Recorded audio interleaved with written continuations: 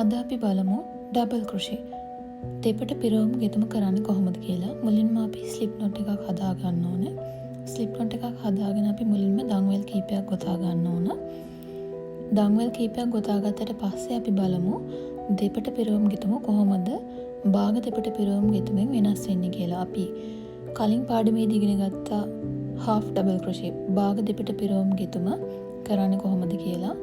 ඔයාලට මතක ඇති අපි භාග දෙපට පිරවුම් ගෙතුමේදීත් මේ වගේම දන්වැල් පේලියක් ගොතලා අපි පටන් ගන්නකොටම චේන් දෙකක් ස්කිප් කරලා තුන්වෙනි චේන් එකේ ඉඳන් තමයි අපි භාග දෙපට පිරවුම් ගෙතුම පටන් ගත්තේ. ඒත් අපි දෙපට පිරවුම් ගෙතුමේදී මේ වගේ දන්වැල් පේලියක් ගොතලා මුලින්ම ක්‍රොෂේ හුක් එකට යාන් එක පටලගෙන චේන් 3ක් ස්කිප් කරලා හතරවෙනි චේන් එකේ ඉඳන් තමයි අපි දෙපට පිරවුම් ගෙතුම පටන් ගන්න. මුලින්ම අපි මේ විදිහට ක්‍රොෂේ හුක් එකට යාන් එක පටල ගන්න ඕන. ඊට පස්සේ අපි චේන් 3ක් ස්කිප් කරලා හතරවෙනි චේන් එකෙන් මේ විදිහට ක්‍රොෂේ හුක් එක ඇතුල් කරලා යාන් එක පටලලා ආපස්සට ලූප් එකක් ඇදලා ගන්න. එතකොට ඔයාලට පේනවා දැන් අපේ ක්‍රොෂේ හුක් එකේ ලූප් 3ක් තියෙනවා. ඊට පස්සේ අපි මුලින්ම ක්‍රොෂේ හුක් එකට යාන් එක පටලලා මේ මුලින්ම තියෙන ලූප් දෙක ඇතුලෙන් යාන් එක ආපස්සට ඇදලා අරගෙන මේ විදිහට ලූප් එකක් හදා ගන්නවා. එතකොට ඔයාලට පේනවා අපිට ක්‍රොෂේ හුක් එකේ දැන් ලූප් දෙකක් ඉතුරු වෙලා තියෙනවා. ඊට පස්සේ අපි ආයෙත් ක්‍රොෂේ හුක් එකට යාන් එක පටලලා මේ විදිහට ඉතුරු ලූප් දෙක ඇතුළෙනුත් යාන් එක ආපස්සට ඇදලා අරගෙන මේ විදිහට ලූප් එකක් හදා ගන්නවා. මේක තමයි ඔයාලට දෙපට පිරවුම් ගෙතුමේදී කරන්න තියෙන පියවර. අපි දැන් බලමු දෙවෙනි චේන් එකට මුලින්ම ක්‍රොෂේ හුක් එකට යාන් එක පටලව ගත්තා. දෙවෙනි චේන් එකෙන් ක්‍රොෂේ හුක් එක ඇතුල් කරලා යාන් එක පටලලා අපි ලූප් එකක් ඇදලා ගන්න ඕනේ ආපස්සට.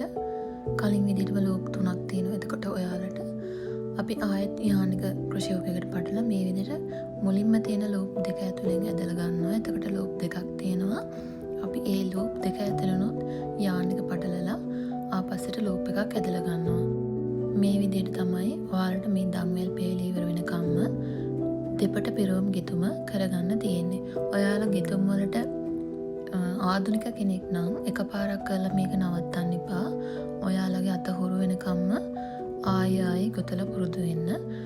ඒ වගේම ඔයාලා ගෙතුම පටන් ගත්ත තැන ඉඳන් ගෙතුම අවසන් වෙනකම්ම එකම ටෙන්ෂන් එකකින් ගෙතුම නිමා කරන්න උත්සාහ කරන්න. ඒ කියන්නේ හැම ස්ටිච් එකක්ම එකම ටෙන්ෂන් එකකින් කරන්න උත්සාහ කරන්න. ඔයාගේ අත ගොඩක් තද කරලා ගෙතුවොත් ඔයාගේ ගෙතුම ගොඩක් තද වෙනවා.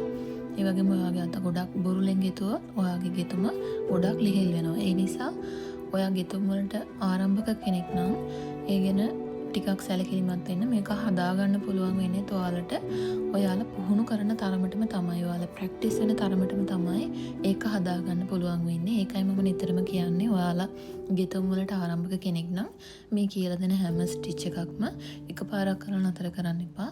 ඔයාලගේ අත හුරු වෙනකම්, ඒ කියන්නේ එකම විදිහකට එනකම් හැම ස්ටිච් එකක්ම ඔයාලා ගොතලා ආයි ගොතලා පුරුදු වෙන්න. අපි මුලින් හදාගත්ත දන්වැල් පේලි ඉවර වෙනකම් අපි ඩබල් ක්‍රොෂේ එක කරගමු. ගොතලා ඉවර වුණාම අපි බලමු කොහොමද අපේ පළවෙනි පේලිය තියෙන්නේ කියලා.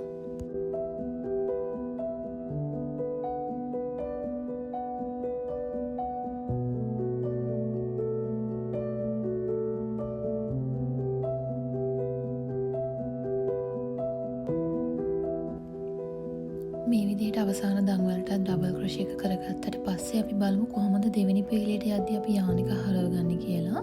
මේ විදිහට ඩබල් ක්‍රොෂේ එක කරලා අපි දන්වැල් 3ක් කරගන්න ඕන. චේන් 3ක් මේ විදිහට කරගෙන අපි යාන් එක අනිත් පැත්තට හරව ගන්නවා මේ වගේ. ඊට පස්සේ අපි දෙවෙනි පේලිය පටන් ගන්නෙ මෙන්න මේ දෙවෙනියට තියෙන ඩබල් ක්‍රොෂේ එක. අපි පළවෙනි පේලිය දෙවෙනියට තියෙන ඩබල් ක්‍රොෂේ එකෙන් තමයි අපි දෙවෙනි පේලියේ ඩබල් ක්‍රොෂේ එක කරගෙන යන්න පටන් ගන්නෙ. අපි පළවෙනියට ගොතපු චේන් 3 හැම වෙලෙම කවුන්ට් කරන්නේ අපි දෙවෙනි පේලියේ පළවෙනි ස්ටිච් එක. ඒ කියන්නේ දෙවෙනි පේලියේ පළවෙනි ඩබල් ක්‍රොෂේ එක විදිහට තමයි අපි මුලින් ගොතපු දන්වැල් 3 කවුන්ට් කරන්නේ. දෙවෙනි පේලිය ඉවර වෙනකම් ඔයාලා මේ විදිහට ඩබල් ක්‍රොෂේ එක කරගන්න. මෙතනදිත් ඔයාලා සැලකිලිමත් වෙන්න ඕනේ. අපි පළවෙනි පේලිය ගොතපු හැම ස්ටිච් එකකටම දෙවෙනි පේලිය අවසාන වෙද්දිත් අපි ඩබල් ක්‍රොෂේ එක ගොතලා තියෙන්න ඕනේ. ඒ ගැන සැලකිලිමත් වෙන්න. අපි සාමාන්‍යයෙන් ක්‍රොෂේ නිර්මාණවල වැඩිපුරම වගේ පාවිච්චි කරන්නේ මෙන්න මේ දෙපට පිරවුම් ගෙතුම. අපි බලමු ඉදිරියට කොහොමද තොප්පියක් ගොතන්න, ජැකට් එකක් වගේ කරන්න කොහොමද මේ ඩබල් ක්‍රොෂේ එක පාවිච්චි කරන්න කියලා අපි ඉදිරියට බලමු. එතකන් ඔයාලා මේ වගේ අත හුරු වෙනකන් පේලි 10ක් වගේ ගොතලා පුරුදු වෙන්න. අපි බලමු අපේ ඊළඟ පාඩම මොකක්ද කියලා. අපේ ඊළඟ පාඩම වෙන්නේ තුන් පට පිරවුම් ගෙතුම, ට්‍රිපල් ක්‍රොෂේ.